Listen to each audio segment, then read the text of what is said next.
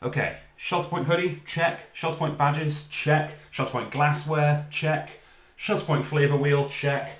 Just wiped down the table with Shelter Point sanitizer, check. It's about time we reviewed some Shelter Point.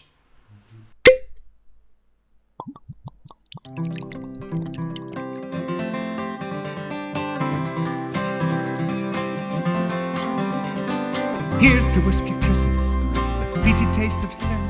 Greetings, whiskey folk, and welcome back to Drinking Out Loud. I am your host, Adam Bradshaw, and it is a pleasure once again to welcome you to my kitchen here in Victoria, BC.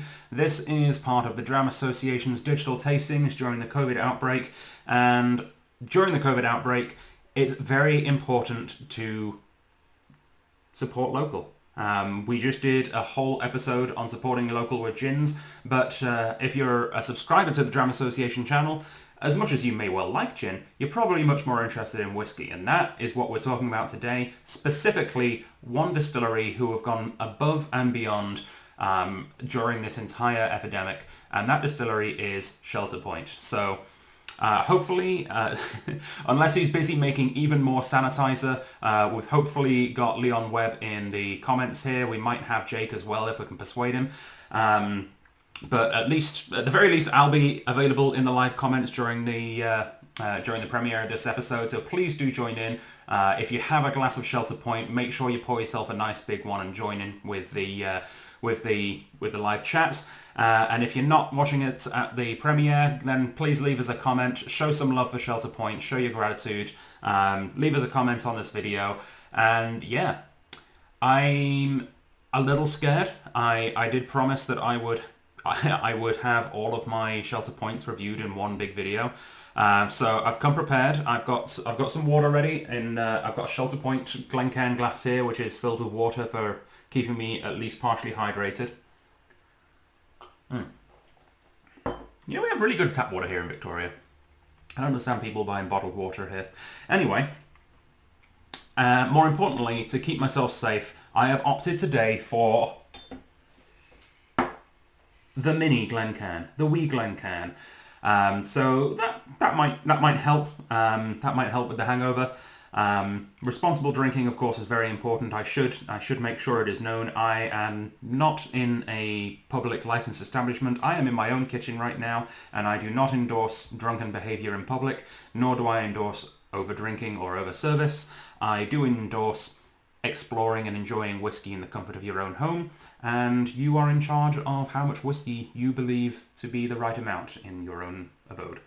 Anyway, we're going to start off today with something just a little bit different as well, because I always have a warm-up drink, right? I always have a warm-up dram to try and wet my whistle a little before I jump into talking about whiskies.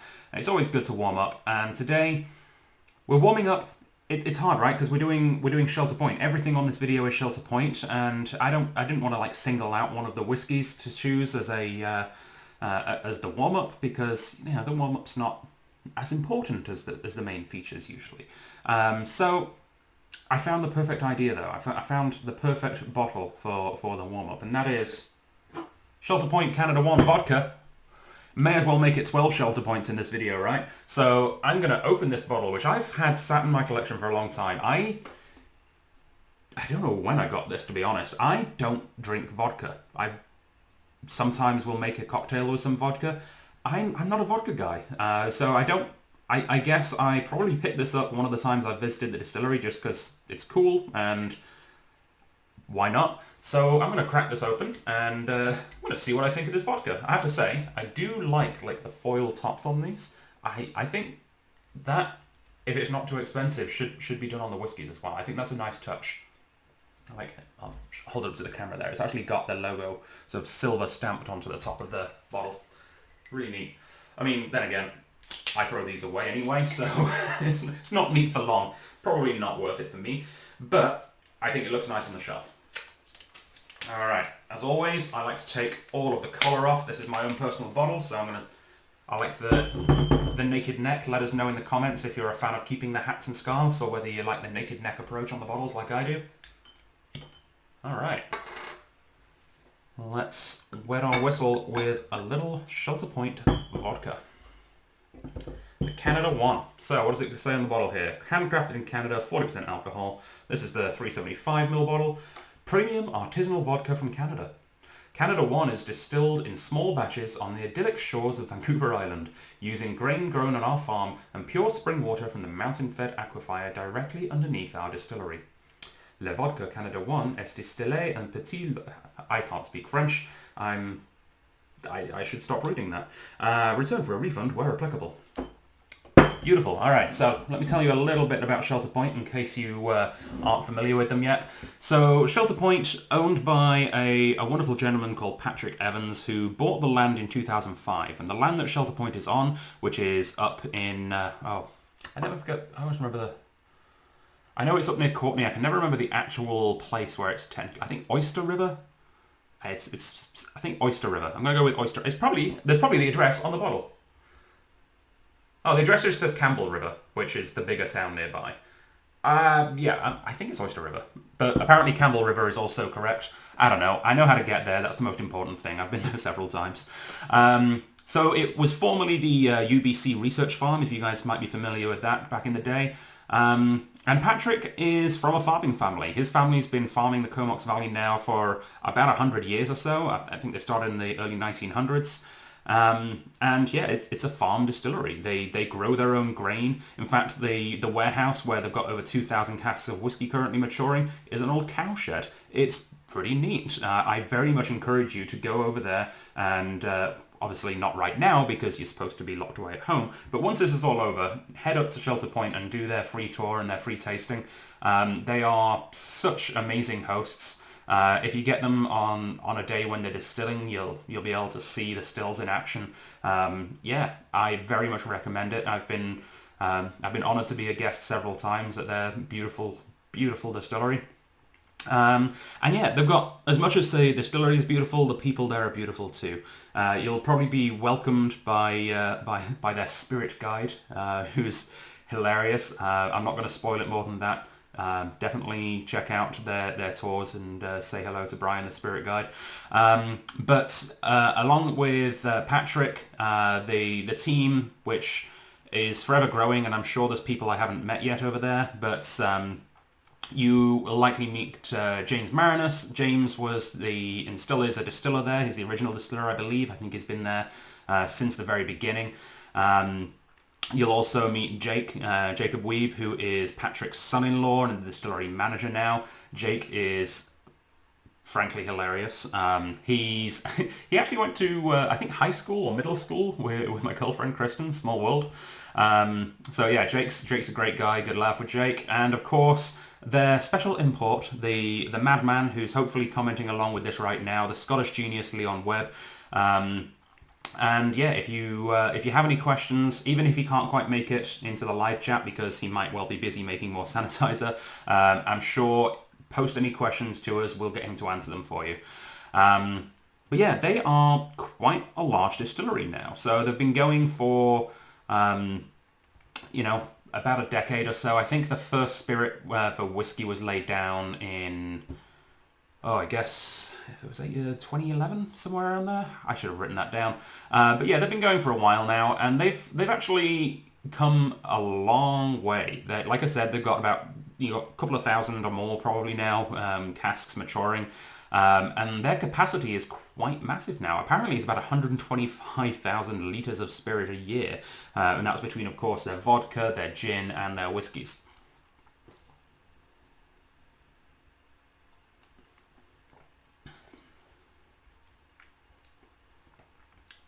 I think I remember why I bought this now. So I've always had an issue with vodka, in that from what I understand, I don't understand vodka, but from what I understand, the best vodka is supposed to taste like nothing. And I never really understood that. I like things that taste of things. And many people might consider this not to be a very good vodka in that sense, because this actually tastes of something, and it actually tastes quite nice. Yeah, it's really good actually. It's got a touch of sweetness to it, not in any way overpowering. It's got this lovely floral grain thing going on. I reckon if you barrel matured this, it'd turn out pretty well. I wonder if they've tried barrel maturing things at Shelter Point. That's a novel concept, isn't it? All right, well, I think my palate is sufficiently warmed up. Let's crack into, oh Jesus, whiskey number 1. So let's move this vodka off to the side here. You can stay in shot for a little longer. There you go. Put the little Glencairn behind it. All right, so I've got them all lined up on my stairs right here. Whiskey number 1 today. We're going to start off with something I'm very proud to own, and I'm surprised I still have as much left as I do. I've shown great restraint. This is a bottle of their first ever release. Yeah, pretty happy to still have some of this left, especially to be able to put it on the video. So yeah, this is the 2016 inaugural run release, 46%, 100% Canadian barley, artisanal single malt whiskey, signed by the distillers Patrick Evans and James Marinus. It's pretty damn cool. The back of the label, which I don't think has changed much since the original, sunsets and sea air, unofficial ingredients in every bottle. I think that's beautifully poetic, and I don't know, it might be a bit over the top, but I think it's fun, it's quirky. Shelter Point single malt whiskey is handcrafted in small batches right on our family farm in Oyster River. Damn it, I got it right, Oyster River. So why does the address on here say Campbell River? Oh, I do not understand the geography of the north of this island. I truly don't. There's a river nearby. It might be Campbell, it might be Oyster. Yeah, see, the address on here says Campbell River as well. I guess Oyster River is a lot smaller than Campbell River. Maybe technically Oyster River is part of Campbell River. I don't know. I do enjoy that it's got the kosher check mark, though. Actually, so did the vodka as well. So if there's any people trying to keep kosher right now, is it still Pesach? I don't know. I've lost track with reality. They're almost definitely not kosher Pesach. So I wouldn't try drinking these right now if you're trying to stay kosher, but for the rest of the year, probably fine. Beautiful. All right. Now, these lids, these lids have caused so many issues. I've had so many people come back to the store and tell me that they've got faulty bottles because they can't open the lids. And I really have to bite my tongue because they're not hard to open. You just have to know how to open them. And if you've not come across this style of lid before, A, you should probably drink more alcohol, and B, they are actually better in many ways than a cork because they have a better sealed. I've never had any of these lids go bad on me, and yeah, I mean a perfect seal, like practically zero oxidation with these lids. And all you need to do, I just do the 2-thumb approach, 2 thumbs, push it away, and it'll just pop right out. But yeah, it's like a old school decanter stopper. It's got like a little rubbery ring around it as well, and I think that's quirky. I think it adds to the bottle. I think it's kind of neat. I also enjoy how the bottle is a relatively traditional sort of style. The labeling is very traditional looking. The shape with the little sort of bulbous neck matching the shape of a traditional still, very traditional sort of Scottish style presentation, which I think is cool. They of course do have very traditional Scottish style still, which all of their single malt is made. And they have a Forsyths, which is probably the best still manufacturer in the world, but also that must have cost an absolute shit ton. I mean, Forsyth stills are expensive from the get-go, but to actually ship it out to our little island here, yeah, I'm very grateful that they did, though, because the whiskey that it has produced has been absolutely fantastic. Even their very, very first expression. And there's a couple of 3-minute thought videos that I've just posted. I posted one a couple of days ago. I posted another one. I think by the time this video goes out, it would have actually already been posted. If I haven't already posted it, it'll be coming out soon. I have a couple of other local distilleries' first runs. I had some of the Craig Derrick, which was Victoria Spirits, or now Victoria Distillers' first run in a 3-minute thought, and Phillips as well. And power to them, like great first tries. I think, you know, if they can improve upon that, then they're going to be they're going to be making good whiskey in a few years. But still very much first tries. This, I haven't had it in a few months now, but this from recollection is not just a good first try. This is a good whiskey. This is despite the fact that it has this great story about being the first ever run, I would have bought this just on flavour alone, because I think, if memory serves, might be rose-coloured glasses, we're about to find out, I think this was a damn good start.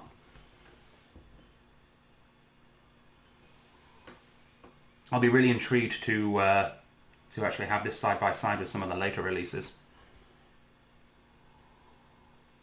Yeah, it's got a really nice biscuity maltiness on the nose now.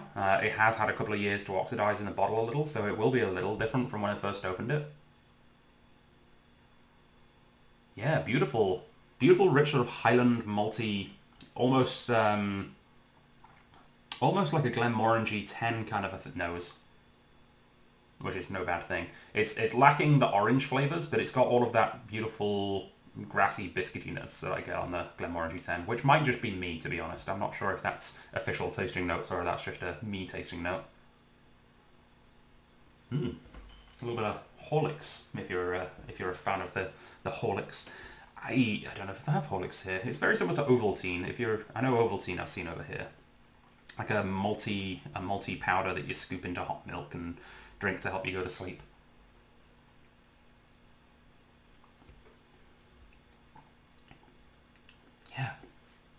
Yeah, see, that is a damn fine first effort. Like, don't get me wrong, it is nowhere near as good as probably any of the whiskies that followed. I think they've really cranked it up a notch, especially in the last year or so. But this is a damn fine whiskey. I think they did very, very well for this inaugural run. I think people realised that and latched onto it, and that's one of the reasons they had such a popular launch, such a successful launch, is that they had a quality product from the get-go, and then when it came for the second and third editions of this same whiskey, which is still available today, the artisanal, it didn't deviate too much from that original pattern. Like, what I should have done is got a batch of the new version of the artisanal from the store and done a side by side of the current and the first, just to see how much variation there is now. But I've tried, I tried the first compared to the second and the second compared to the third at various times. And there didn't seem to be much variation between batches. Of course, you don't really ever know until you've had a big gap, right? Yeah, that's why, like, all of my friends and co-workers that I haven't seen for the last few months, I'm really interested to see what it's going to be like seeing them all again when everyone piles back into the sticky wicket. Because, when people change, if you see them every day, you don't see those gradual changes, right? But after 6 months, hopefully not 6 months, God knows how long it's going to be, but after a few months of not seeing people, it'll be really interesting to see how much people have changed. And, it won't just be that no one's been to a hairdresser's.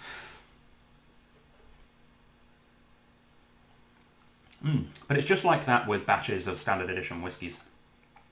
And I think I always liken Shelter Point to another one of my favourite Canadian distilleries, Two Brewers, because they came around the same time. I think they're very, very similar in quality. I think both of them are absolutely fantastic Canadian single malts.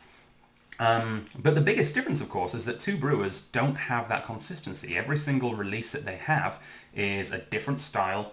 It's a different batch number. They've got 4 different styles that they go with, and different batches of each one that are completely different every time. That's what they're going for. They're not looking to have a cohesive, consistent product. This is actually a cohesive, consistent product, much in the way that almost every single malt distillery that releases whiskey under their own name in Scotland does. This is Shelter Point's Glenmorangie 10, for now. And that will change as Shelter Point gets older. I fully expect that in 10 years' time, we won't see this whiskey anymore. I think this is a get it now while you can whiskey, because as soon as they actually, they're still growing, right? Although they've got 2,000 casks in the warehouse, Shelter Point are still in very, very much in their infancy, and we've yet to see where they're going to go. But I think that, as far as I'm aware, and Leon, if you're watching, please correct me, I think the plan is to actually have Scottish-style age statement standard releases in the future. I'm hoping that we'll see like a Shelter Point 10-year-old or a Shelter Point 12-year-old or even a Shelter Point 8-year-old once there's enough stock that has reached that age to be able to make a consistent product that you can not necessarily remain on the shelves, because I know that Shelter Point's just going to go from strength to strength, and it might be hard to have a 10-year-old that's always available in the next couple of decades, but hopefully there will be a standard release age statement whiskey in the future. But until then, this fills that gap perfectly, and this is a great start. I should mention that although obviously you can't get the inaugural run anymore, the new version of the artisanal single malt is available right now at the Strath, and we have put it at a very special price online. You can get it for normally $79.91. We've put it down to $70.35 right now. So that promotion will run for a week or two. And I should mention that we got the news yesterday and we've proved it this morning. Canada Post is back up and running for us. We are now able to use Canada Post to ship bottles of whiskey or wines anywhere in the province. So if you are sat in the Okanagan Valley right now going, God damn it, I wish I could get a bottle of Shelter Point, nip to strathliquor.com. You can get one delivered to you. It's relatively pricey just to get one bottle, so I definitely recommend buying two or more.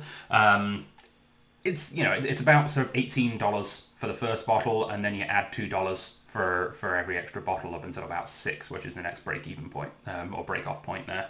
So yeah, I recommend just buying a 6-pack of Shelter Points. We've got 3 available. The other 2 will be reviewed slightly later on in the video. Get 2 of each and get them shipped right to your door anywhere in BC, thanks to Canada Post. And actually, I'm going to raise a toast to Canada Post. There's a folk song in there somewhere. Raise a toast to Canada Post, because you guys are right there on the front line doing fantastic service to every Canadian right now. Thank you for everything you're doing, and thank you for letting us post whiskey again. I know that in the grand scheme of things, it is a little more dangerous right now to check people's ID and have people sign things, but thank you for making it possible again. Thank you for finding a safe way to be able to implement that. And Slán Sivar, thanks to the postie. So the second Shelter Point I'm going to drink right now is the only other standard Shelter Point that I have right now. Everything else has been like a really strict limited edition. So let's bring it out, and this is a very special one to Leon, because this is one, unlike this, which was distilled and released long before Leon arrived at the company. This is one that has his fingerprint all over it, because as much as the distillation is a huge part of production for whiskey, there are 2 other parts which I think are equally as important, and that is maturation, which of course Leon now has a hand in, and blending, which this is Leon's blending masterpiece. This is one of the double-barreled editions, and this is batch number 4. Sorry, I always laugh because I don't know if all of them, but at least the 2 that I've had, the double-barreled editions always say how many days they were in the special cask. So this was finished for 152 days in a Quailsgate Old Vine Foch cask. No chill filtration, no added colour, limited edition. This is bottle 593 of... Sorry, there's an extra digit in there somehow. That doesn't make sense. Oh, there we go. That's the slash. Okay, so it's 593 of 1,644. For a second there I thought it was bottle 5,931 of 644, and that didn't make any sense. But no, that's a 1 and that's a slash. Whoever wrote these has very italicized writing, so the 1s and slashes are exactly the same angle, which is slightly awkward. Bottled at 50% EBV, which is absolutely spot on. That is 50% is a sweet spot for me, especially for blended whiskey. It's exactly where you want to be. It's where Cuddy Sark Prohibition, I believe, is exactly 50%. I know the old malt cask release almost everything at 50%. I think it's a really good. If you're gonna cut it down, 50 is a sweet spot. What's it say on the back? Oh, it doesn't have the Sunsets and Sea Air line, I don't think. Oh no, it does. It's just smaller. All right. You don't have to make whiskey in paradise, but it helps. It certainly does. Shelter Point Double Barreled Whiskey is distilled in small batches right here on our family farm in Oyster River, Vancouver Island. What makes our spirits so bold and distinctive? Well, for one, we only use a single grain barley grown here The other unique ingredient is pure spring water that comes from mountain-fed aquifer located directly beneath our property, and of course, sunsets and sea air, the unofficial ingredients of every bottle. I feel like I should have some kind of cheesy ad, like xylophone, ding, after that is said every time. I'll see if I can find something to add in later in the video. Yeah, please savor responsibly. I will. Bottled in 2019. Cool. So this is remarkably different. And one thing that you might notice is it doesn't say single malt. It just says double-barreled whiskey. So from what I understand, that means that this is unmalted barley. I don't know if this particular one is 100% unmalted barley. It might have some malted barley in there as well. I know Shelter Point like to play around with 100% malted, 100% unmalted, and anywhere in between. But it's the wine casks. Ooh, look at that colour. It's the wine casks that are really going to influence this one more so than the first whiskey there. Look at, like you can see in the bottles, but look at the colour difference between those two drams. Like, you can tell that this one is a couple of years older and has the wine cask influence. That is kind of cool. Right from the visuals. Completely different. Oh yeah, completely different nose. It always amazes me how different two whiskies from the same distillery can be. And again, it's not the distillate. I mean, the distillate is going to be different, especially with the usage of unmalted and malted barley that Shelter Point like to do. But this is where the cask conditioning and the blending will come into play.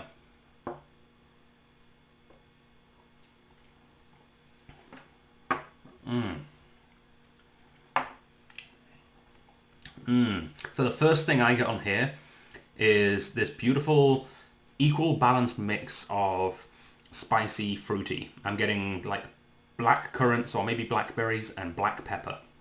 Black and black. Because I'm black and black. Do, do, do, do, do, do, do. Nice. Yeah, that is an absolutely gorgeous dram.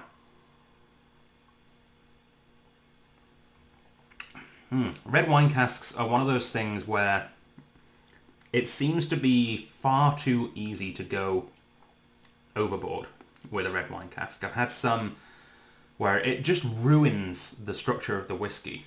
Whereas this, because, what was it, 152 days. Because it was 152 days in that cask, that is spot on. That is beautiful.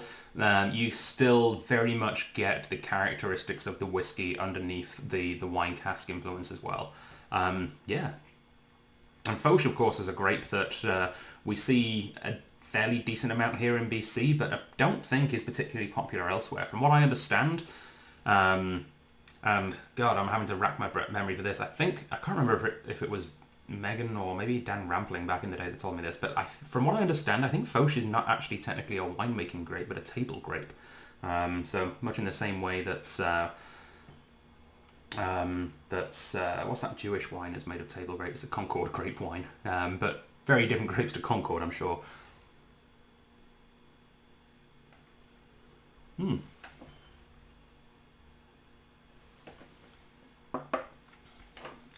Yeah, that is spot on. And the great thing about these two is, this one's always going to be available. This one, they're making more additions that are becoming more and more easy to find.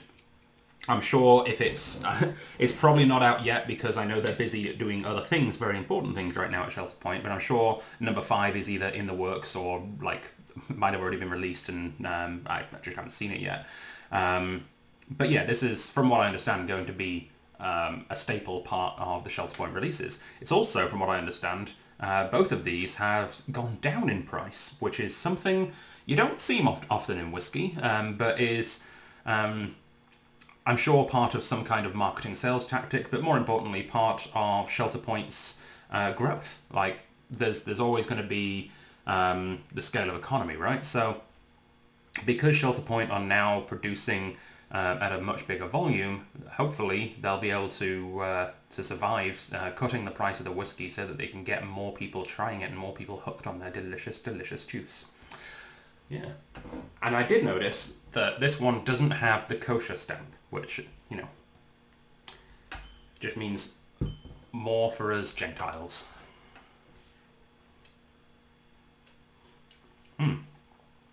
So they're the two standard official bottlings that I have in my collection.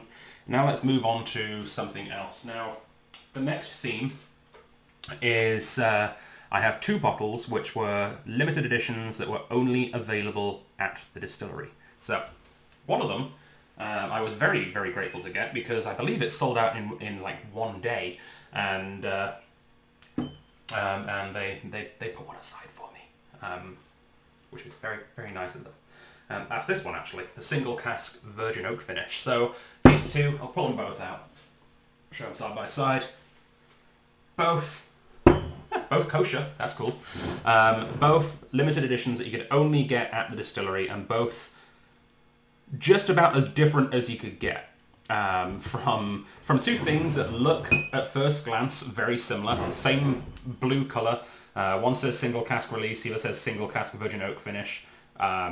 You know, similar ABVs, similar releases. This is one of 174, this one's one of 206, but incredibly different releases.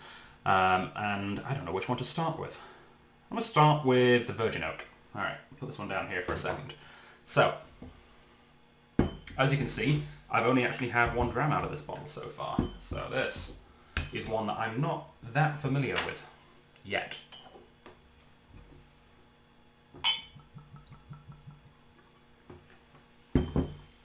Interesting to look at the colour between the two, because this is actually slightly darker than the wine cask. So that virgin oak has really imparted a lot of those colours from the cask straight into the whiskey, which is neat. Alright, so yeah, details on this one.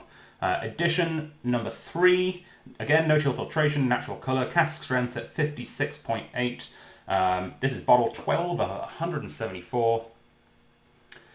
And yeah, same kind of write-up as last time. You don't have to make whiskey in paradise, but it helps.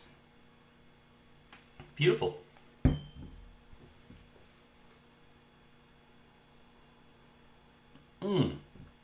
That smells... You'll get a kick out of this, Leon. It smells like a curly whirly. Damn. So a curly whirly is a classic British confectionery item. It's basically like it's caramel wrapped in chocolate, but it's made in this, like it's about this long, but it's full of holes, so it's actually not as big as you'd expect it to be. It's really thin as well. But yeah, it's just caramel and chocolate. Neat. Vanilla, of course. Virgin oak lends itself to those kind of flavours. That kind of makes sense. A little bit of black tea on the nose too.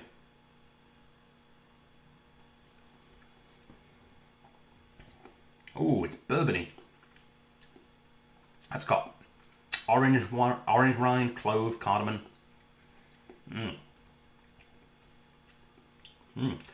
That's an odd note. What is that? Parmesan cheese rind. Wasn't expecting to find that in there.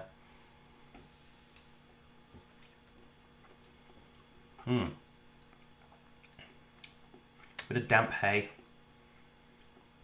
A lot of those caramels still. Yeah, Parmesan cheese rind. Oddly specific. It doesn't not work, I've got to say. I don't mind. I kind of want to try Parmesan and chocolate together now. It's pretty good.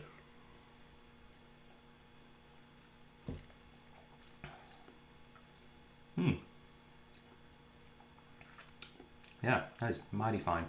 That is... I mean, I know virgin casks are going to have that same kind of effect, as that's one of the driving flavour profiles of bourbon, but oddly bourbony. That's really, really very pleasant. Okay, let's shuffle these along a little bit. It's time to say goodbye to the vodka. There's just no room for your vodka. Sorry.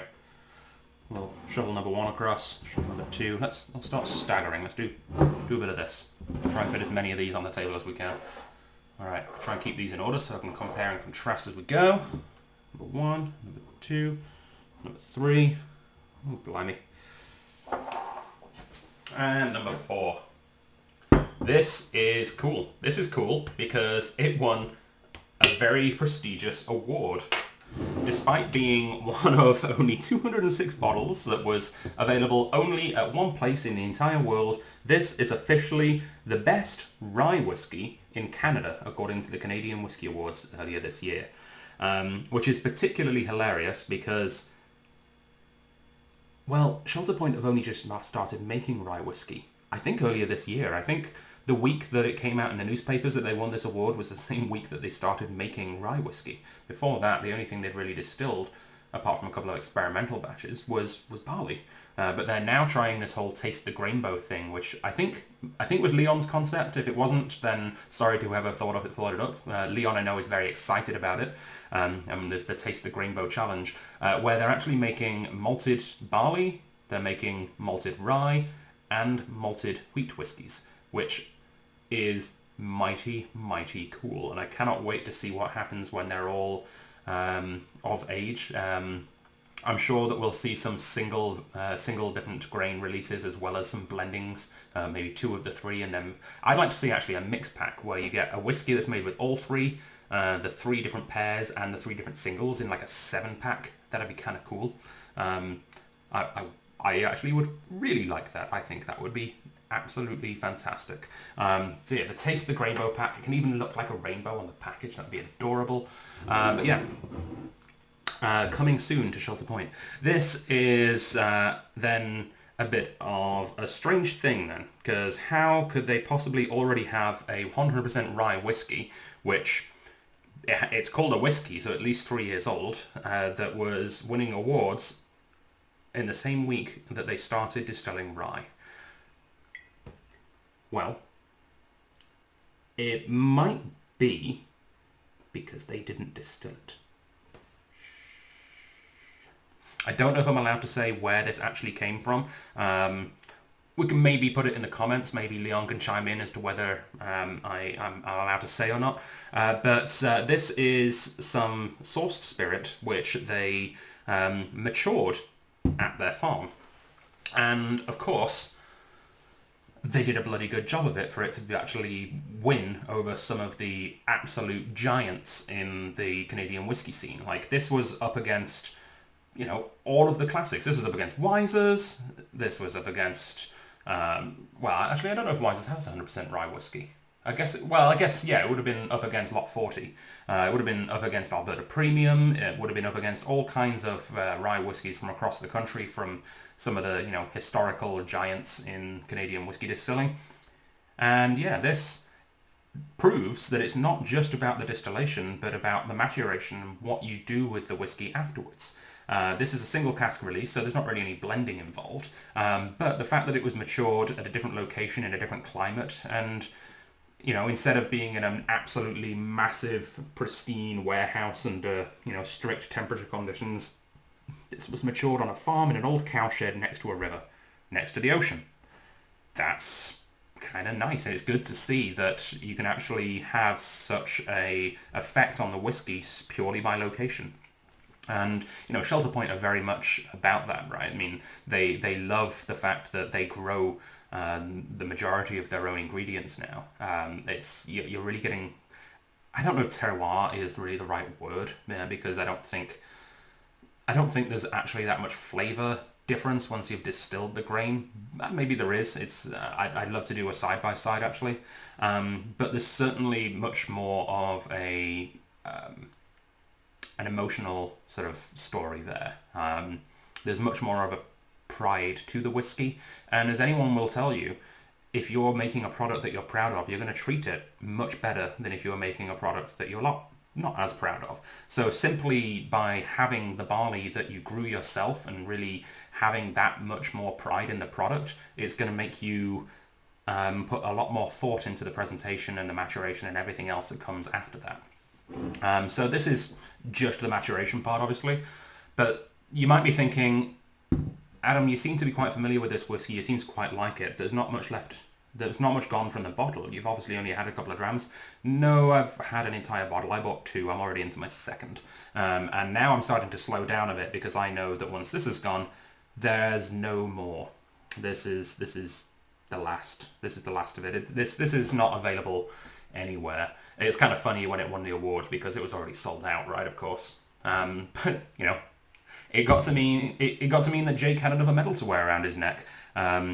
Jake was drinking in our hotel suite after the awards ceremony on that Thursday night at the Victoria Whiskey Festival this year, and I think somewhere I've got a photo of him just like draped out on a chaise, just covered in medals.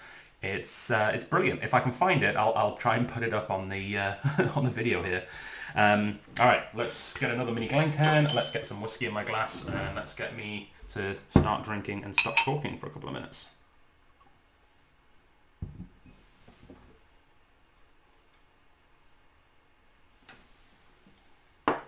Oh my good God. So, growing up in the UK, the only Canadian whiskey I knew was CC, right? It's literally the only one I ever recall seeing in the United Kingdom. I didn't really search out for it, but it's a staple in pretty much every bar. CC and Dry, like Canadian Club and Canada Dry Ginger, is like it's in the UK, it's as popular, if not more, than Jack Daniel and Coke, right? It's one of those things, it goes with it, you always have it with it. I don't think I know anyone that drinks ginger ale without Canadian Club in it. Or Canadian Club without ginger ale. They should almost just do away with the separate packets and put them all in one can. They probably have by now. So yeah, I mean, Canadian whiskey, I didn't know much about it until I really came over to Canada. And actually the first Canadian whiskey I had that wasn't Canadian Club, and not that there's anything against Canadian Club, don't get me wrong, I love Canadian Club. I think they put out some incredible whiskies, especially the ridiculously old stuff we've got now, but also the sherry cask, the 20-year-old, the 9-year-old is incredible too. I actually had, when I first landed in LA, when I moved to North America, I went to a relative of my ex-wife's, and he gave me a bottle of 40 Creek. And it's 40 Creek that really opened up this idea to me that Canadian whiskey has a lot more to offer than you might first think. And now that I've got into whiskey a lot more, and broadened my horizons away from just Scotch, I see that Canadian whiskey is beautiful. And I'm not just talking like, obviously I love the single malts that Shelter Point put out, but Canadian style whiskey, that traditional style where you've got the rye ingredients and you've got the wheat ingredients and the corn ingredients, and you you distill them all separately, mature them separately, and blend them together afterwards to get a much more well-rounded, easier to make the same time and time again, more batch consistency. It's just a beautiful product, and I think most people in Canada don't give their whiskey enough credit. I don't think most Canadians know how good Canadian whiskey is. And this is so bloody good for a rye. Like, I've had to admit, I've been that annoying snob at whiskey tastings before, where I've been like, oh, well, I'm only going to go to the single malt tables. I don't care about the bourbons or the ryes or any of that other garbage. I'm just going to go and have myself a massive peat bomb. If you're still in that mind frame, do yourself a favour, snap out of it and go get yourself some whiskies made from different grains. This 100% rye whiskey is absolutely unique, absolutely incredible, and to be brutally honest, it's as different to a single malt as other spirits. Like, this is as different to a single malt whiskey as I would say cognac is to a single malt whiskey. Obviously, it's still got that basic idea of you distill a spirit and you mature it in oak, but the difference between rye and barley is huge. It really is.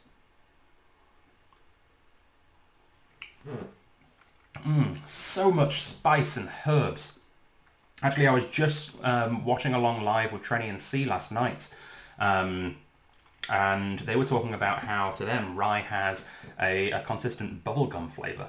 And I told them I'd go and look for that next time, because it's not something I'd found. I'm not overly familiar with bubblegum. Just having that in my mind now, yeah, this is bubblicious. This is very, like, blue, not the actual gum maybe, but like bubblegum flavoured candies, like those bright blue, God knows what it was supposed to actually taste like. I don't know what bubblegum was originally meant to be, but it tastes like bubblegum candy. It's great. Very herbal.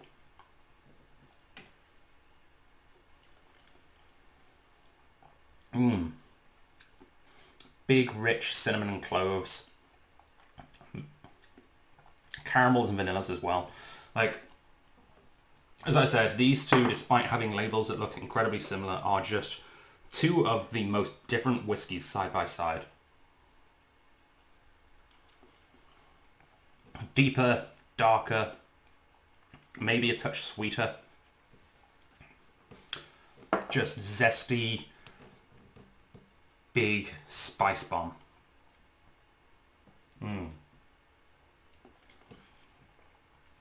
That's very cool.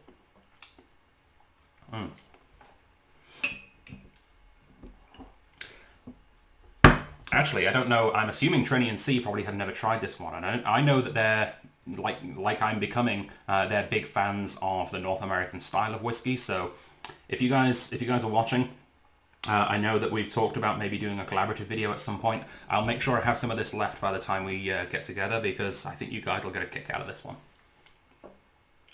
All right. Whew. Okay. I'm 4 down. Well, 4 in a vodka, 5 down. I'm not even halfway there yet. Jesus Christ. Why did I say I was going to do all of them? What's next? What's on my stairwell next? Ah, yes. So the next theme is... So, Shelter Point, huge community players. Obviously, you know, you've seen how much they care for the community, and it's not just their local community, but the entire province, and I'm sure if they could make enough, the entire world. Like, they're absolutely beautiful people, and it's great to see the outpouring of love and support that is coming their way now because of all of this. Please don't forget everything they're doing right now. Show your support, buy their whiskey. Even if you don't like whiskey, buy someone else a bottle of their whiskey. If you don't like whiskey, A, why are you watching a video about whiskey? But B, you almost definitely know someone else that does, so buy them a bottle of Shelter Point right now, damn it. Yeah, but one thing that, especially since Leon came aboard with Shelter Point, one thing that they're also a big part of is the whiskey community. And it's always been a thing, for me, I've always found it really weird when, especially small, independent local distilleries aren't a part of the local whiskey community, right? I find it utterly confusing. Like, whiskey is such a bigger thing than just a drink. It's a hobby, it's a passion, it's so much more. It's a community first and foremost, I think. Like, the whiskey community is what gets me most excited about whiskeys. If I taste a good whiskey, I'm not going to be like, oh, I'm so glad I got this good whiskey. I'm going to drink it all on my own in a dark room whilst reading the complete works of Shakespeare. No. If I'm tasting a good whiskey, I'm like, oh, cool, this is neat. I can't wait to share it with this person. I can't wait to tell this person about it. I can't wait to talk about it. I can't wait to sell bottles of it to people who I know are going to like it. It's a community thing. It's a sharing thing.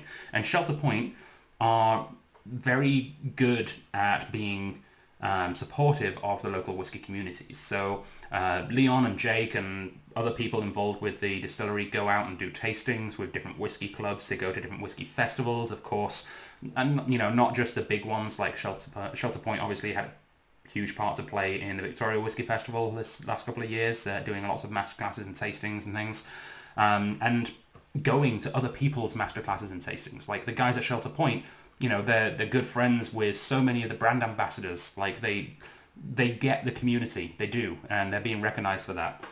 But they'll also go out to some of the smaller ones, some of the small charity ones. Like they'll go and they'll be part of Kensington Wine Market's festival over in Calgary, which is one store's small festival that actually happens in the store, and they'll support those small things as well. Like these guys are not afraid to show up and be present at pretty much anything. Like, I don't think there's been a single festival in my time here in Canada where Shelter Point haven't been present in some way. Actually, no, they weren't over at the Spirit of Canada, or Spirit of Toronto, festivals, because they're not available in Ontario, and you know, that makes sense. But I do know that they're planning to be at some point in the future, so when they're over there, I'm sure there will be. But yeah, I mean, they're at the Nanaimo, they're at Comox, they're at The Cowichan Valley Festivals, I believe, as well, although I've not personally been to the Cowichan Valley Festivals yet. They're at the Highland Games, they're at the Victoria Highland Games, as well as the Comox Highland Games. Like, they're getting involved with absolutely everything. And they're even involved with the private independent whiskey clubs, a couple of which I'm either a member of or like an affiliate, I guess, a friend of. And some of them have had their own bottlings, and that's what we're going to be trying next. So, apparently they've chosen this blue colour to be the colour for small independent club releases.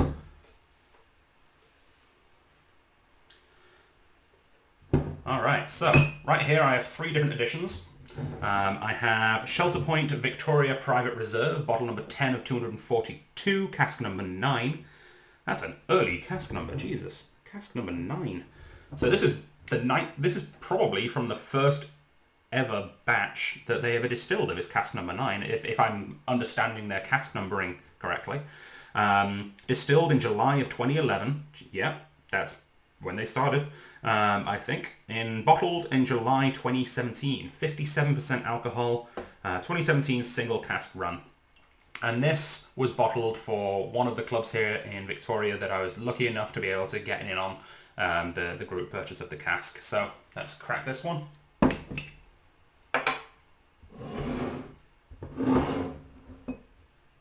Just hide these, I guess, for a second. Whew. Glad I got these mini Glencairns. Very useful for this kind of thing.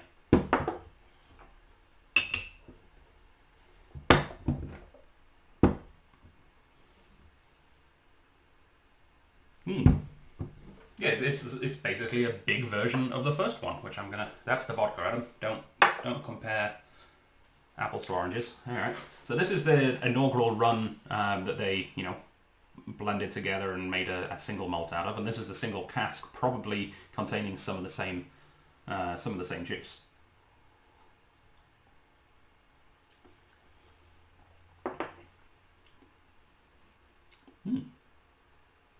Yeah, that's nice. Again, that sort of grainy, biscuity thing. First and foremost, I'm actually getting a touch of citrus now, though. Now that my palate's awoken a little bit as well. This one.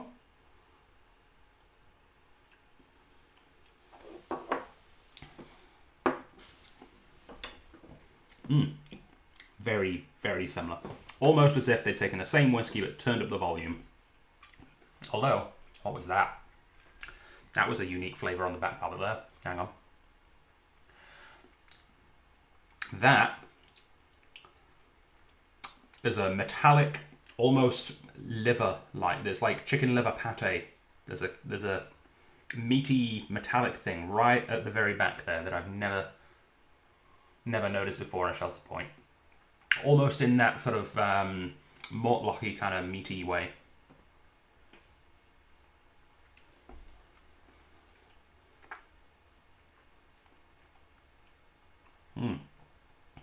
Yeah. Grapefruit peel. Like, not in a sweet way, but like pineapple core. Like not the juicy, ripe flesh of the pineapple, but the slightly woody core centre bit if you accidentally bite into the core.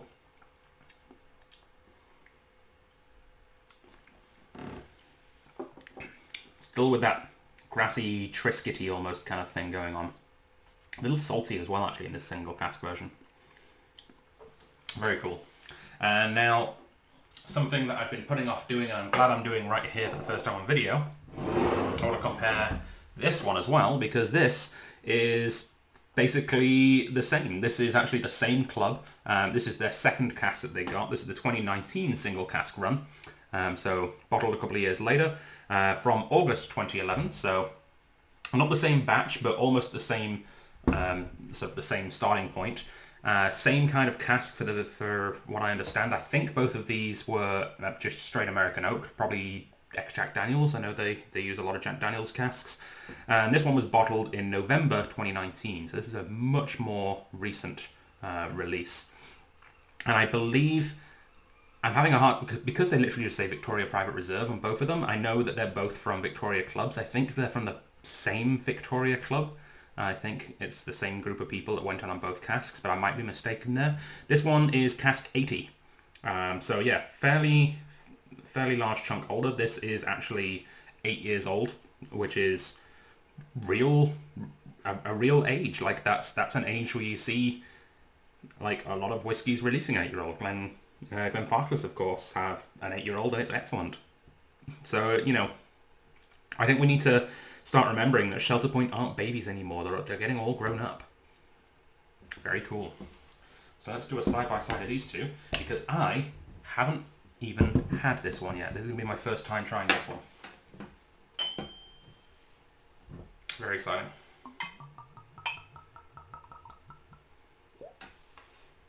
Beautiful. Alright. Colour difference is quite something. Same hue, but just darker.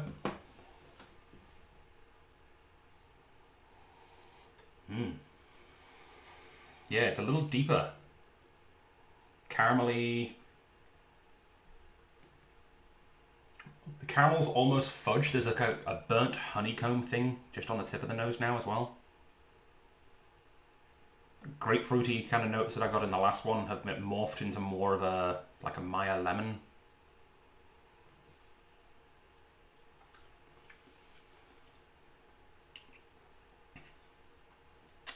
Yeah, a little bit more integrated.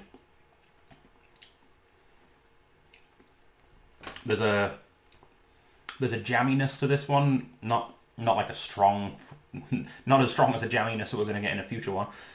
There's definitely a bit more of a dark fruitiness to this one. There's also kind of a creamy porridge-like thing going on the palate.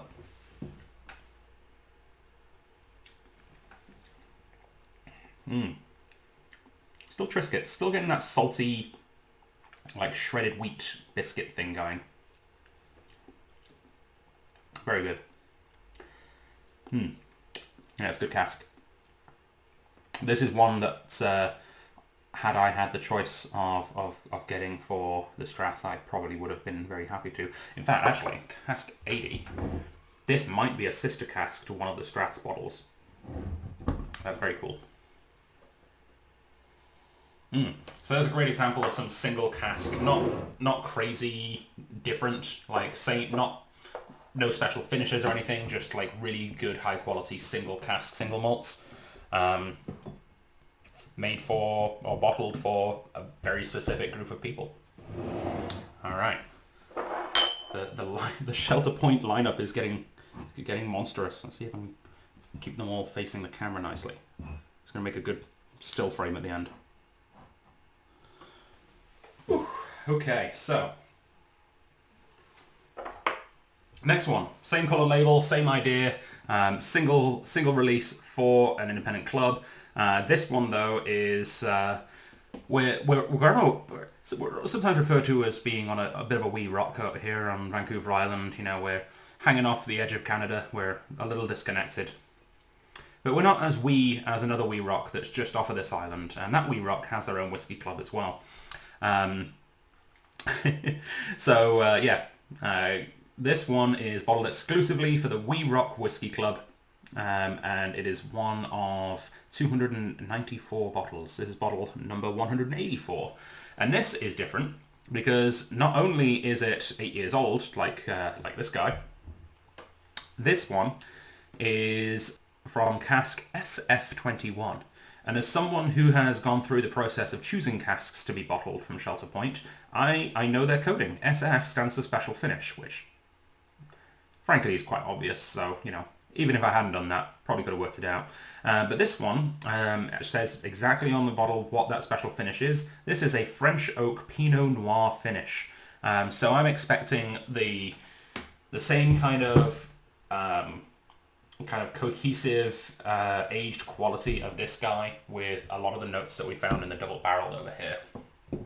Let's see what we go. I've only had one dram out of this bottle, and it was very good, but I just haven't got around yet to diving further into it. Let's see how it goes.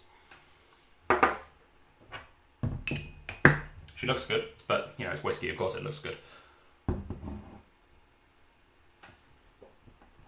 Very, very nice. Again, this one doesn't have the kosher stamp. I'm starting to see a pattern here. I think maybe wine casks aren't kosher. Let me know in the comments if that's true or not, but that seems to be the pattern I'm seeing so far. Alright, I've got room for 4 more here, that'll be good. There we go. This one does have like an orangey hue to it as well now, which is kind of cool. Alright. So I've been given advice, and I'm trying to stick to it now, of having a sip of the whiskey before you actually go in and then nose it. I can't remember who gave me that advice. It might have been Jay, actually, Jay Wheelhock. But yeah, it's served me quite well. I definitely managed to pull a lot more flavours on the nose after I've taken a sip, so I'm trying to remember to do that every time, and mostly failing, but, you know.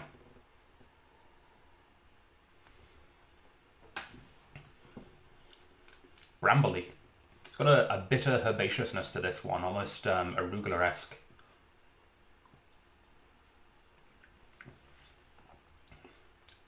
On the palate,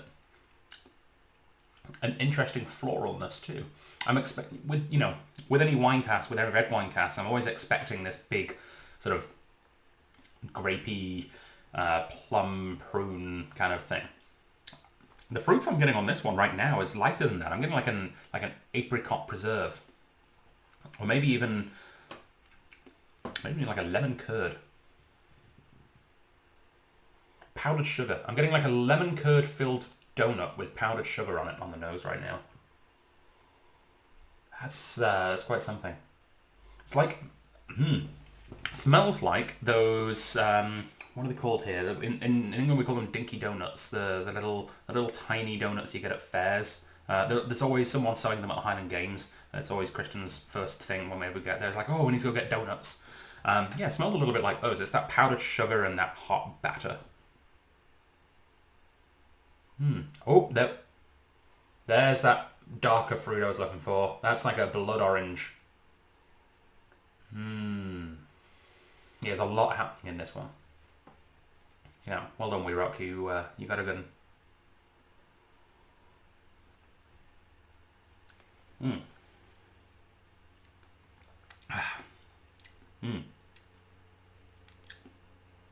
Yeah, it's got that bitterness I mentioned earlier. With now I'm finding that blood orange. It's almost Amaro-esque.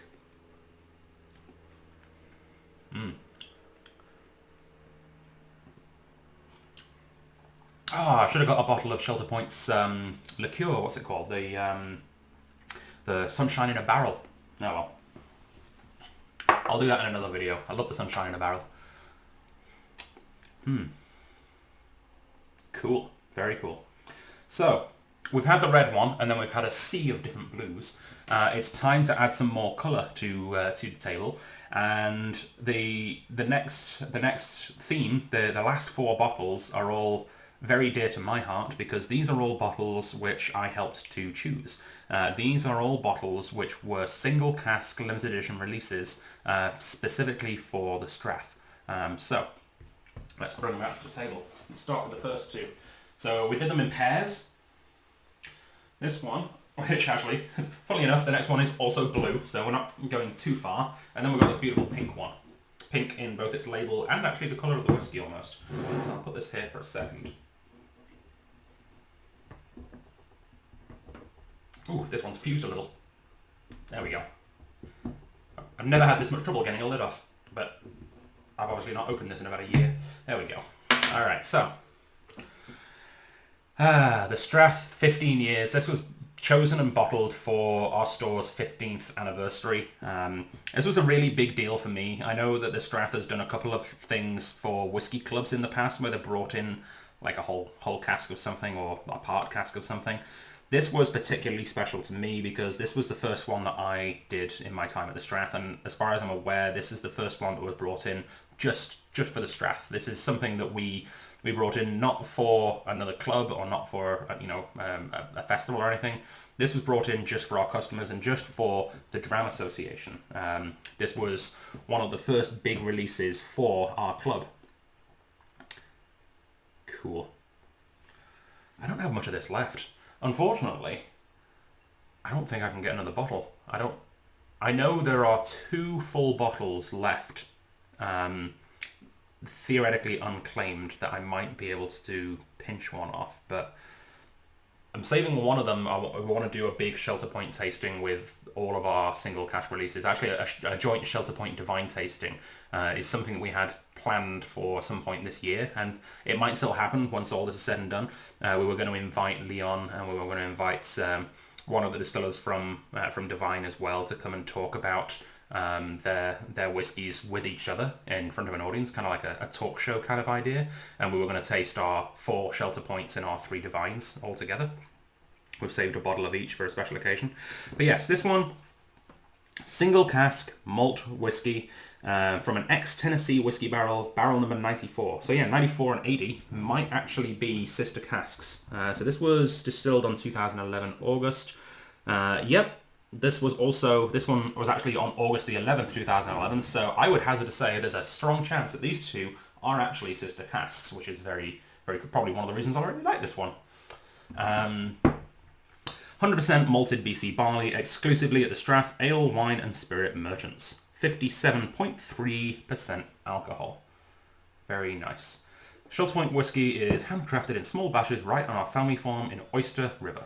So we're going to Oyster River this time. Not Camel River. This one is cask strength, no chill filtration, no added colour, and it is kosher. Oh, I've already taken the lid off. It's hard to take a lid off when it's already off. Let's put some in a glass.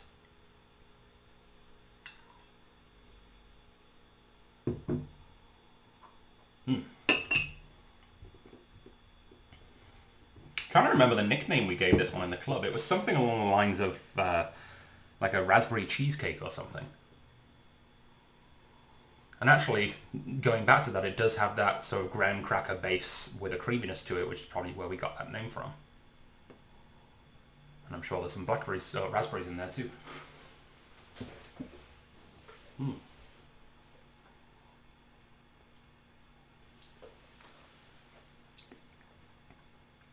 Yeah. Yeah, that is very, very good. I'm going to be sad when this bottle is gone. So this one was exciting for us because after it was released, we actually entered it into the Canadian Whisky Awards, and this one won a silver medal at the Canadian Whisky Awards. So a whiskey that you could only ever get at our store, which is long since now sold out, won a silver medal, which we're very, very proud of. And they actually have a bottle of this on display with the medal at the distillery, which is really cool too.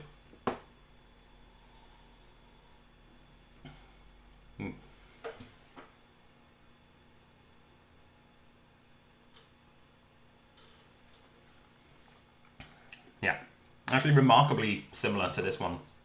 I'm going to do a side-by-side right now with them both. I'm going to sit up here so you can actually see me still. I'm being covered by Shelter Point bottles. I should put my face here, you can see me. There we go.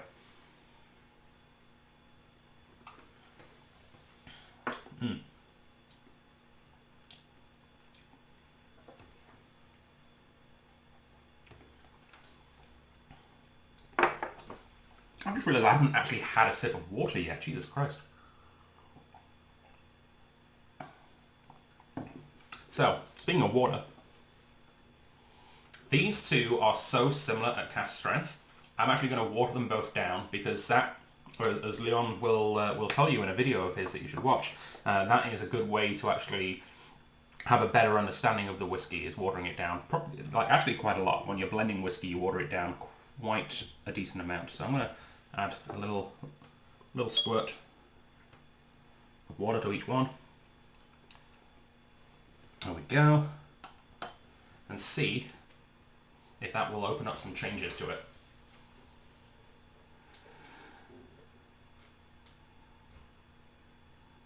So right away, this one is a little bit more zesty on the nose, a little more sweet and sour on the nose. This is the Strath one.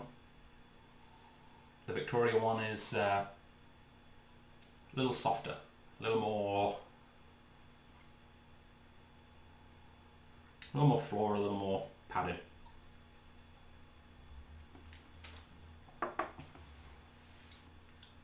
It's actually lifted the sweetness on the palate though.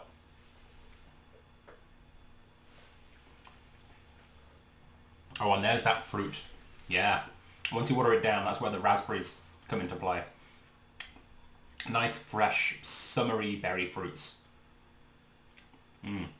Gorgeous. Now, speaking of berry fruits, this one.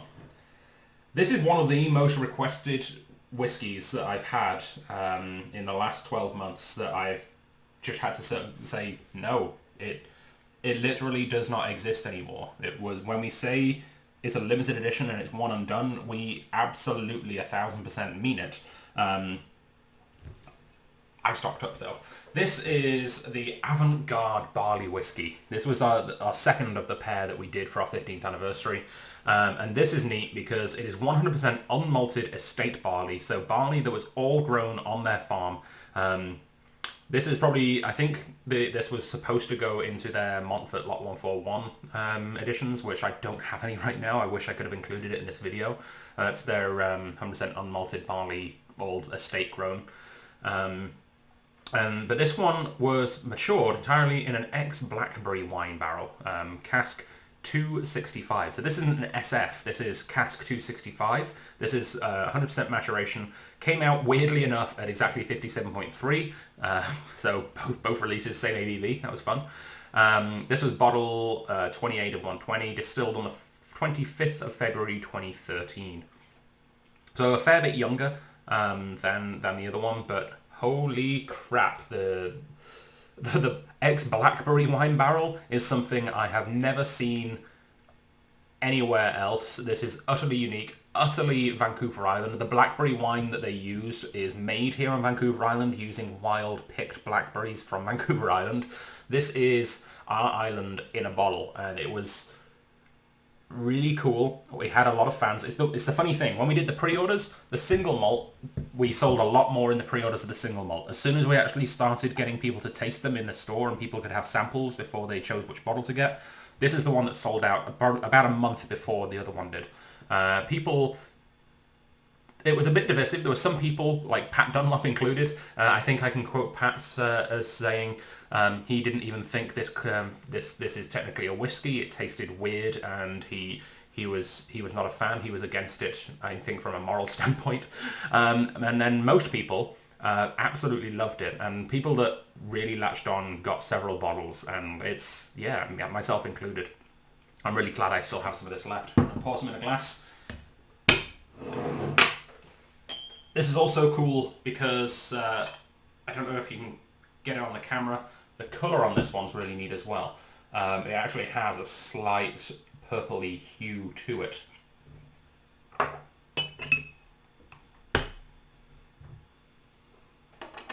Oh, I knocked over the badge. Both badges. Badges down. All right. I'll just move those out of the way. There we go. I have to... Oh, we're getting too many bottles on the table.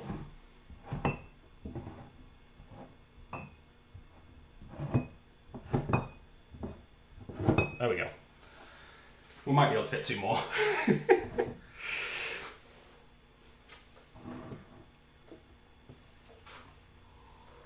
Oh, yeah, it tastes...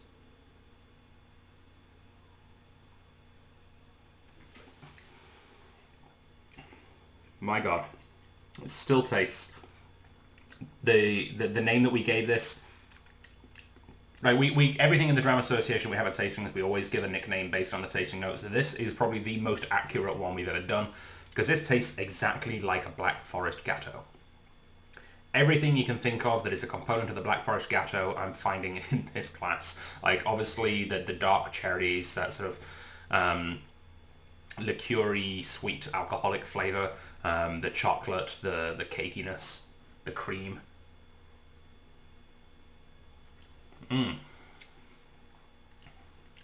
Holy shit, that's cool. I am so glad that I still have some of this. I'm so proud of Shelter Point for producing something this wacky and off the wall that still somehow works. I remember getting a message from Davin de Kergamo. I sent him a sample of this one so he could leave a little review on his online thing, and so he could, maybe talk about it later on. and he just thought this was fucking ridiculous. I'm not sure if I'm allowed to swear. I've been saying shit a lot, but apparently I just dropped the F-bomb, and hopefully I don't get any complaints. Anyway, Davin thought this was ridiculous. He was a big fan. I know as well I gave a sample of this one to the WhiskeyCast presenter as well, Mark Gillespie. He thought this was nuts too. It's just a bizarro whiskey, which is so unique and so interesting and so Vancouver Island. Yeah, if you haven't tried this, you should. And I know it's sold out, but don't worry. There is actually 2 places where you can still try both of these 2 whiskies, because we actually allowed a couple of bars to stock it, and both of those bars still have it in stock. So once the COVID-19 restrictions are lifted and you're allowed to go back to the pub, 2 places. Head to Little Jumbo, where they will not only happily pour you a glass, but they can even make you a cocktail out of it. I was actually planning to do that just before this whole shit hit the fan. So actually, in the week when we're allowed back at pubs, Little Jumbo, I will be visiting you, and I will be challenging you to make a cocktail out of this whiskey, because I'm really intrigued to see what you're going to do. And the other place, of course, is the Sticky Wicket. Head to the Clubhouse Bar, and you can try both of these whiskies still as well. And really decently priced. I think they're like $7 or something for an ounce. Really, really stunning, unique whiskies, especially the Blackberry Wine Cask. You're never going to... I say never going to try anything quite like that. Obviously, the Montfort Lot 141 has some of that in it, if you can find a couple of old bottles of that lying around. But apparently... I don't think this was a fever dream. I think I remember someone from Shelter Point recently telling me that they managed to source more Blackberry Wine Casks. So I guess at some point in the future, we may well see something akin to this whiskey again.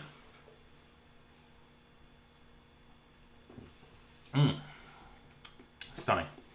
Okay, so final 2 bottles. You've probably guessed by now what they're going to be.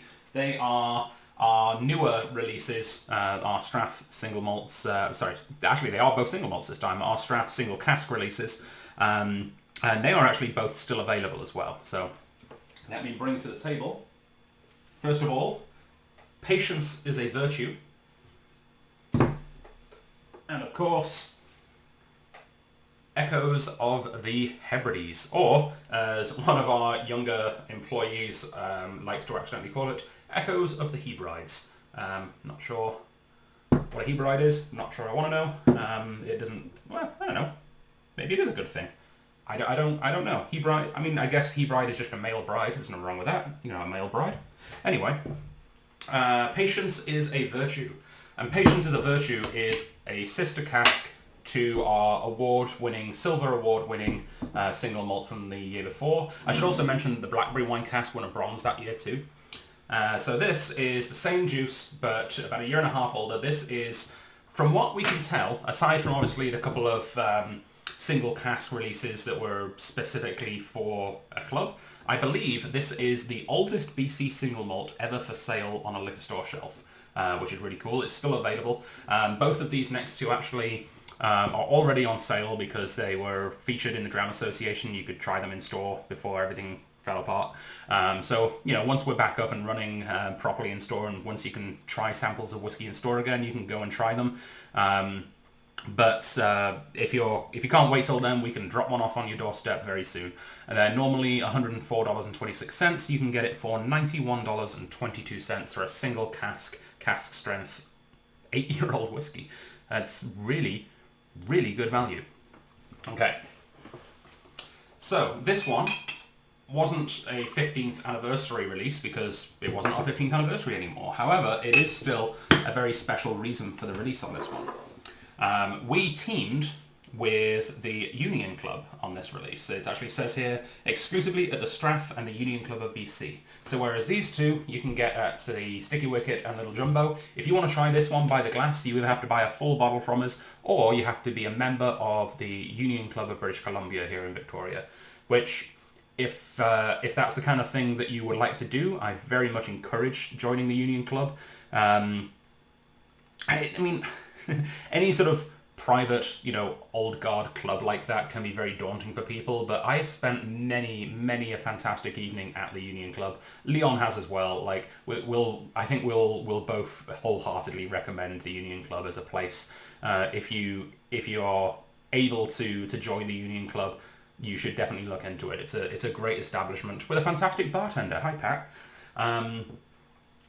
Actually, many fantastic bartenders. I shouldn't just say one. There's several. All right, so this one, again, ex-Tennessee whiskey barrel. This is cask 95. I believe this one was 96, so literally, 94, sorry. Literally the next cask to be filled. 180, sorry, cask 95, 180 bottles of this one. So this is only a partial cask. They're both only partial casks. We didn't take the entire cask. They wanted to have some to be blended into their official available products. But this one, we got more of 180 bottles of this, which is why we still have some. 59.6% ABV. And yeah, let's crack it into a glass. This one isn't a wine cask, but also apparently isn't kosher. Actually, I should also mention the blackberry wine cask is apparently kosher. So, I don't know, if you are observing kosher law and you fancy something that's been in a wine cask, maybe this one apparently is kosher. This one, which is a sister cask of this one, isn't kosher anymore, so maybe they've just done away with worrying about the kosher stamp. I don't know. Maybe they found out that people weren't really paying attention to the kosher stamp. I've already poured myself a glass of this. Why am I opening it again? I'm just fiddling with the cap. Alright.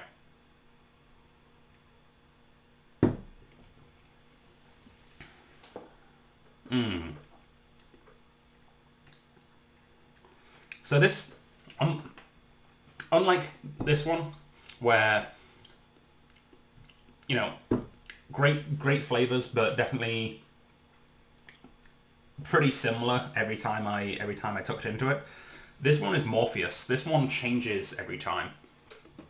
Today, I'm getting a weirdly Royal Brackler-esque cucumber note, which is interesting. That's nice. A little bit of those berries, but more of a, like I said, a cucumber, more of a lemony thing happening as well. Soft, sort of biscuity, digested biscuits this time. Less raw than the shredded wheaty Triscuity things we've had before in the tasting notes. This one's a little bit more baked, a little bit more defined, a little sweeter as well. Less salty, more sweet. It's just beautifully mellowed. 8 years old. And obviously, there's still room to improve. I'm hoping there's another couple of sister casks of this available that we can release as a 10 and a 12 in, year or two's time. But yeah, this is a really, really good single malt. This is a big claim, but I personally think this is every bit as good as, say, an 8-year-old single cask strength release from a distillery in Scotland. If you were to give me this and say this is an Altavane or this is a Strathisla or something, one of those distilleries you don't see very often as a single malt, but you get independent bottlings of, I would absolutely believe you. This is very good, high quality Scotch style single malt. And yeah, I'm incredibly honoured that we had the option of buying an 8-year-old cask and putting it on our shelves. Cheers.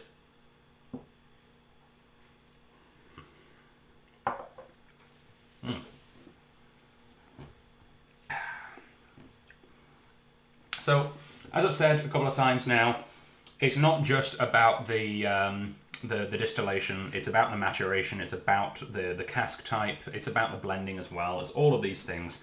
And all three of those parts came together to make probably the most talked about and the most highly respected Shelter Point release yet. which I don't have a bottle of, unfortunately. I really enjoyed it, but I don't have one. That is the Smoke Point. The Smoke Point, which is a feat of engineering. It is, it is Shelter Point's a mixture, I believe, of the malts and the unmalted barley, so some of which was grown on the estate, and all of which was at least grown in BC. Distilled at Shelter Point, matured in various casks, but then finished in Lafroig quarter casks. Oh, sorry, I don't know if I'm allowed to say Lafroig. Too late. Ex-Islay quarter casks. Casks that used to contain a heavily peated Islay single malt whiskey from Scotland, and then blended just perfectly by Leon. I assume it was Leon. It should be Leon. He's the blending guy. And just an absolutely incredible release, which has been, like I said, one of the most talked about releases from Shelter Point. Sold out now. I'm sure that there's more in the works. If they can find more casks. I know they bought a lot, so there should be more coming. I hope. I definitely hope, because I didn't get bottled the first batch. And yeah, they were very excited about it. Everyone's very excited about it. And I was very excited about it because I saw the video that they posted on social media when they first got the casks and rolling them into the warehouse, all excited. And I got to try some cask samples when I visited the distillery a couple of times. And I thought it was just so cool. Like, I've had single malts that have been matured in ex-Islay casks before. There's the Cavalan that did it, the peaty cask Cavalan. There's the Glenrothes does a peaty cask. There's of course the Scapa that does also ex-Lafroig cask, and the Scapa. None of them had anywhere near as much of that peat influence as the Smoke Point. But as good as the Smoke Point was, none of the Smoke Point was nowhere near as influenced as this next whiskey, which was supposed to be in the Smoke Point. This was one of the casks that Leon had actually earmarked to go into the Smoke Point blend, that then, quite cheekily, Jake had offered to me as a single cask release for the Strath. So the last time that we got a suite of whiskies where we sat in a tasting in a room at the Union Club in a tasting panel, it was myself, it was Brett from the store, it was Pat, the head bartender at the Union Club, it was Richard, who's now moved along from the Union Club, but used to be their beverage manager, and a couple of Union Club members who were involved in the Spirits Advisory Board. It was Rick Souza and Duncan, I believe, as well. No, it wasn't Duncan. Blimey, I'm blanking. It was a long time ago. It was someone. Maybe it was Duncan. Anyway, but we got to try a single cask, ex-Islay matured single malt from Shelter Point that was snuck in there along with all of the other more run-of-the-mill ex-bourbon and ex-Jack Daniels casks. And this one is absolutely mad. And I'm hoping that Leon has forgiven Jake for letting us release this, because we've got quite a lot of good positive press on this one as well. So this is the ex-Islay quarter cask, 11-month finish. Funnily enough, they were a little late on getting it bottled, so it's actually 12 months. Special finish 26 is the cask number, SF26. So this is bottle number 48 of 150, and that is the whole cask. We only got 150 bottles out of this one. 100% malted BC barley, distilled on June 2014, exclusively at the Strathern Union Club. 57.9 on this one, and yeah, great way to finish the tasting. Nice hit of peat in there. Let's grab a Glencairn, put my lips on this bad boy, and yeah, I have a lot of whiskey to drink. I've poured myself several drams here. Is there a way that I can make this fit on the table? Can I do this? How's that? Okay, so I've got to have it at least there. Blimey. Alright, well, I'll figure that out as I go. Ah, yeah. It's just got this absolutely beautiful salinity and savouriness on the nose. The peat, obviously, peat smoke, it usually comes across as a smoke. This is coming across, there's a little bit of smoke on the nose, but it's much more of that vegetal earthiness. The echo of the Hebrides. For those of you who aren't understanding that name, by the way, the Hebrides are the group of islands, the archipelago that Islay is a part of. Move that forward a bit. There we go. There we go. Now we're cooking on gas. It's all about presentation, guys.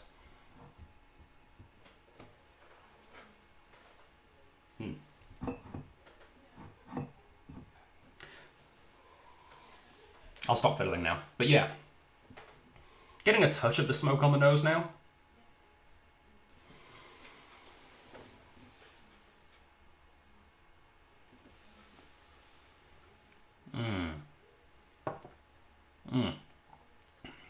This is getting, I swear to God, peatier as it goes in the bottle. Like, it's been open now for probably 6 months, my bottle. Oxidizing a little bit in there. This is really opening up and coming into its own. This is an absolutely just stunning Canadian whiskey. The fact that there's no peat on the barley of this, it's all from the cask influence, is mind-blowing. Like, don't get me wrong, this is not Lafroig. It's not going to blow your doors off with smoke. This is much more... It's about as smoky as a Highland Park, I'd say. Like, a little bit more toned down. Maybe an Ardmore. But unlike Highland Park and Ardmore, it's unmistakably got those quintessential Islay peat notes. It's got that iodine. It's like someone made a blend with Lafroig quarter cask and Shelter Point, which is basically kind of what they've done, because there's obviously some Lafroig soaked into the wood, I guess. But yeah, it's like a Lafroig based blend, and it's just absolutely one of a kind. It's unique, it's beautiful, and I'm so happy with this whiskey. As much as the 8-year-old is, I think, going to be all around more of a crowd pleaser. I think if you like whiskey, you'll like the 8-year-old. I think if you like peated whiskey, you'll like this one more.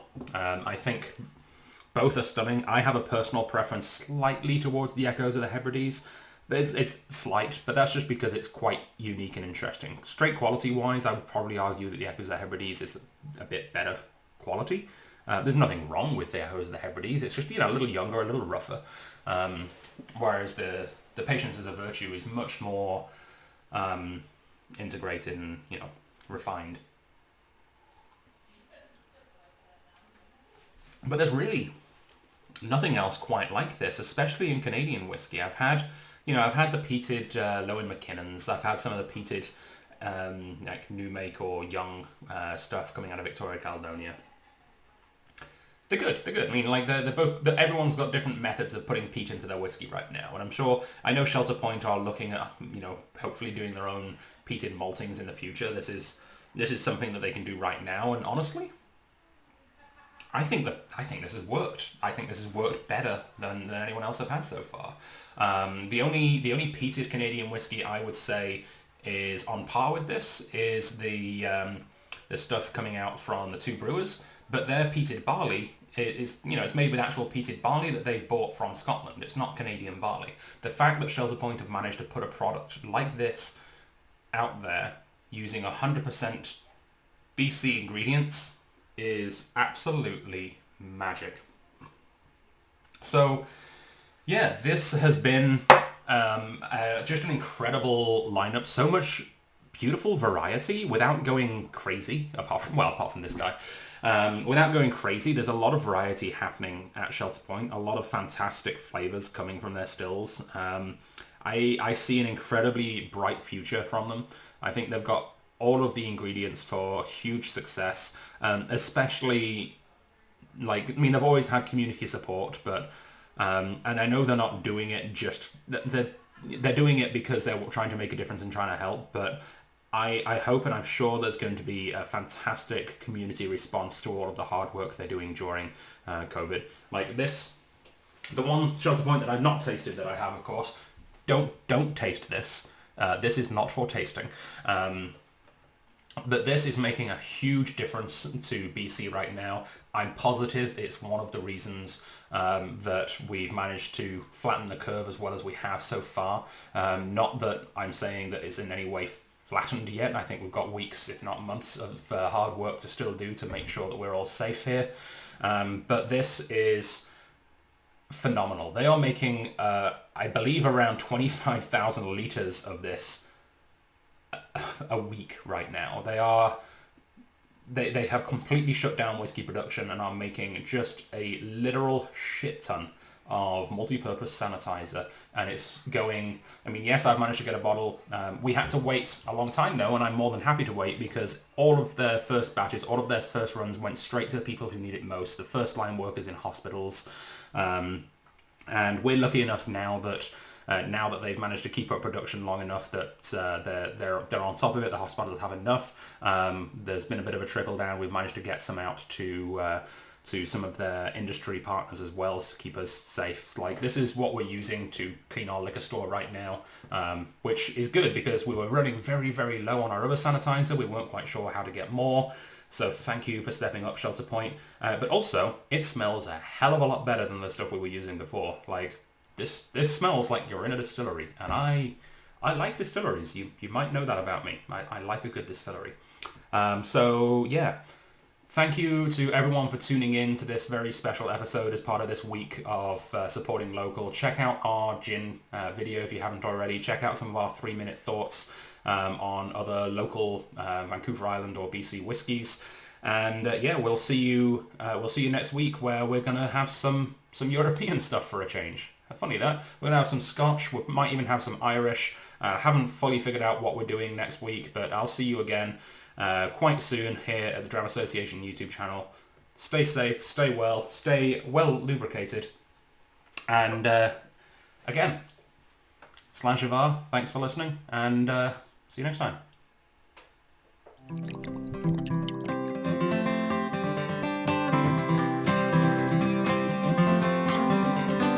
Here's to whiskey kisses, the peachy taste of sin.